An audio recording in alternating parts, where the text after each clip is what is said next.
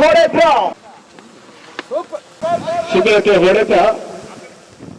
ಚಿಕ್ಕಬಳ್ಳಾಪುರದ sir M Visvesvaraya ಕ್ರೀಡಾಂಗಣದಲ್ಲಿ Karnataka Ratna power star Puneeth Rajkumar cup ಹೆಸರಿನಲ್ಲಿ ಯುವ ಕಾಂಗ್ರೆಸ್ ವತಿಯಿಂದ 2 ದಿನದ ಜಿಲ್ಲಾ ಮಟ್ಟದ ಕ್ರಿಕೆಟ್ ಪಂದ್ಯಾವಳಿ ಆಯೋಜಿಸಲಾಗಿತ್ತು.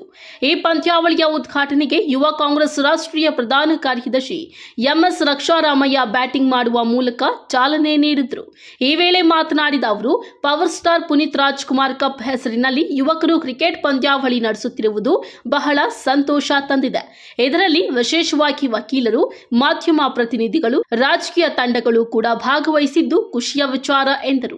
ಇವತ್ತು ನಮ್ಮ ಎಲ್ಲ ಯುವಕರು ಚಿಕ್ಕಬಳ್ಳಾಪುರ, ಬಾಗೇಪಲ್ಲಿ ಮತ್ತೆ ಮೇನ್ ಯಾರು ಯುವ ಕಾಂಗ್ರೆಸ್ ತಂಡದ ಒಂದು ಟೀಮ್ ಇದೆಯೋ ಇಲ್ಲಿ, ಈ ತಂಡ ಬಹಳಷ್ಟು ಅಚ್ಚುಕಟ್ಟಾಗಿ ಬಹಳಷ್ಟು ಶ್ರಮದಿಂದ ಒಂದು ತಿಂಗಳಿಗಿಂತ ಸ್ವಲ್ಪ ಹೆಚ್ಚಿಂದ ಈ ಟೀಮ್ಗಳನ್ನ ಪ್ಲಾನ್ ಮಾಡಿ, ಈ ಟೂರ್ನಮೆಂಟ್ನ ಪ್ಲಾನ್ ಮಾಡಿ 16 ಟೀಮ್ಗಳು ಬಂದಿದ್ದಾವೆ. ಅದರಲ್ಲಿ ಕೆಲವು ಲೋಕಲ್ ಟೀಮ್ಗಳಿದ್ದಾವೆ, ಕೆಲವು ಲೋಕಲ್ ಆಗಿ ಮೀಡಿಯಾ ಟೀಮ್ಗಳಿದ್ದಾವೆ, ಲೋಕಲ್ ಪೊಲಿಟಿಕಲ್ ಟೀಮ್ಗಳಿದ್ದಾವೆ. ಅಂದರೆ ಒಂದು ಇಂಟ್ರೆಸ್ಟಿಂಗ್ ಕಾನ್ಸೆಪ್ಟಲ್ಲಿ ಮಾಡಿದ್ದಾರೆ. ಇದಕ್ಕೆಲ್ಲ ಎಲ್ಲ ನಮ್ಮ ಲಾಯರ್ ಟೀಮ್ಗಳು ಇದ್ದಾರೆ.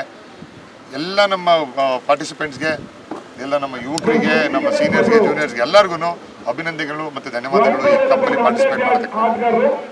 ಅದೇ ರೀತಿ ಚಿಕ್ಕಬಳ್ಳಾಪುರ ನಗರಾಭಿವೃದ್ಧಿ ಪ್ರಾಧಿಕಾರ ಅಧ್ಯಕ್ಷ ಸ್ಥಾನಕ್ಕೆ ಕೇಶವರೆಡ್ಡಿ ಹೆಸರು ಸರ್ಕಾರ ಪಟ್ಟಿ ರಿಲೀಸ್ ಮಾಡಿದ ನಂತರ ಸ್ಥಳೀಯ ಕಾಂಗ್ರೆಸ್ ಮುಖಂಡರು ಅಸಮಾಧಾನ ವ್ಯಕ್ತಪಡಿಸಿರುವ ಬಗ್ಗೆ ಮಾತನಾಡಿದ ಅವರು, ಚಿಕ್ಕಬಳ್ಳಾಪುರ ಮತ್ತು ಬೆಂಗಳೂರು ಗ್ರಾಮಾಂತರ ಜಿಲ್ಲೆಯಲ್ಲಿ ಕಾಂಗ್ರೆಸ್ ಕಾರ್ಯಕರ್ತರು ಒಗ್ಗಟ್ಟಾಗಿದ್ದು, ಕಾರ್ಯಕರ್ತರಲ್ಲಿ ಅಧಿಕಾರದ ಕಗ್ಗಂಟಿನ ಸಮಸ್ಯೆ ಇಲ್ಲ.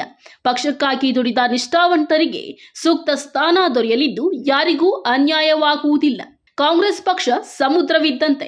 ಮುಖ್ಯಮಂತ್ರಿ ಸಿದ್ದರಾಮಯ್ಯ, ಉಪಮುಖ್ಯಮಂತ್ರಿ ಡಿಕೆ ಶಿವಕುಮಾರ್ ಅವರ ಜೊತೆ ಈಗಾಗಲೇ ಈ ಕುರಿತು ಚರ್ಚಿಸಿದ್ದು, ಸ್ಥಳೀಯರಿಗೆ ಅವಕಾಶ ನೀಡಲು ಸಾಕಷ್ಟು ಕಾರ್ಯಕ್ರಮಗಳಿವೆ. 3-4 ದಿನಗಳಲ್ಲಿ ಸೂಕ್ತ ತೀರ್ಮಾನ ಹೊರಹೊಮ್ಮಬಹುದು ಎಂದು ಹೇಳಿದರು. ಅಕ್ಕಪಕ್ಕದವರನ್ನವರು ಕೊಡ್ತಾ ಇದ್ದಾರೆ, ಇದ್ರ ಬಗ್ಗೆ ಏನು ಹೇಳ್ತೀರಾ ನೀವು? ಸರ್, ಇದ್ರ ಬಗ್ಗೆ ಅಸಮಾಧಾನ ಕೇಳ್ಪಟ್ಟಿದ್ದೀನಿ. ನಿಮ್ಮ ಮಾಧ್ಯಮದ ಮಂತ್ರ ನೋಡಿದ್ದೀವಿ, ಎಲ್ಲ ನಾಯಕರ ಹತ್ರ ಡಿಸ್ಕಸ್ಗಳು ಮಾಡಿದ್ದೀವಿ. ಅದನ್ನು ನಮ್ಮ ವರಿಷ್ಠರು ಒಂದು ಡಿಸಿಷನ್ ಎತ್ಕೊಂಡು ಇವಾಗ ಹೇಳಿದ್ದಾರೆ. ಅದ್ರ ಪ್ರಕಾರ ಬೇರೆ ಬೇರೆ ಪ್ರಶ್ನೆಗಳು ಬಂದಿದ್ದಾವೆ. ಅದನ್ನು ಮುಂದಿನ ಬರುವ ದಿನಗಳಲ್ಲಿ ಅದು ಹೆಂಗೆ ಪ್ಲೇಔಟ್ ಆಗುತ್ತೆ ನೋಡಿ. ನಿಮಗೆ ಅದು ಲೋಕಲ್ ಆಗಿ ಎಲ್ಲರೂ ಒಗ್ಗಟ್ಟಲ್ಲೇ ಇದ್ದಾರೆ. ಆದರೆ ಒಗ್ಗಟ್ಟೇನೆಂದರೆ ನಮ್ಮ ಚಿಕ್ಕಬಳ್ಳಾಪುರ ಜನತೆಗೆ ಒಂದು ಐಡೆಂಟಿಫೈ ಆಗಿ ಅವ್ರಿಗೆ ಒಂದು ಡೆಫಿನೆಟಿವ್ ಆಗಿ ಕೊಡಬೇಕು. ಆ ಮುಖಾಂತರ ಇವತ್ತು ಬಹಳಷ್ಟು ಕಾರ್ಯಕ್ರಮಗಳಿದ್ದಾವೆ. ಮಾನ್ಯ ಮುಖ್ಯಮಂತ್ರಿಗಳು, ಉಪಮುಖ್ಯಮಂತ್ರಿಗಳ ಒಂದು ಆದೇಶದ ಮೇರೆಗೆ ಆ ಡಿಸಿಷನ್ನ ಏನಾಗುತ್ತೋ ಬರೋ 2-3 ದಿನಗಳಲ್ಲಿ ಗೊತ್ತಾಗುತ್ತೆ. ಈ ವೇಳೆ ಮಾಜಿ ಶಾಸಕ ಮುನಿಯಪ್ಪ, ಕಾಂಗ್ರೆಸ್ ಮುಖಂಡ ನಂದಿ ಆಂಜನಪ್ಪ, ಭರಣಿ ವೆಂಕಟೇಶ್, ಅಡ್ಗಲ್ ಶ್ರೀಧರ್, ರಾಜೇಶ್, ಕುಪೇಂದ್ರ, ಮಮತಾ ಮೂರ್ತಿ ಇನ್ನಿತರರು ಉಪಸ್ಥಿತರಿದ್ದರು. ಕಳ್ವಾರ ಅರುಣ್, ಎಂಎಂಟಿವಿ ನ್ಯೂಸ್, ಚಿಕ್ಕಬಳ್ಳಾಪುರ.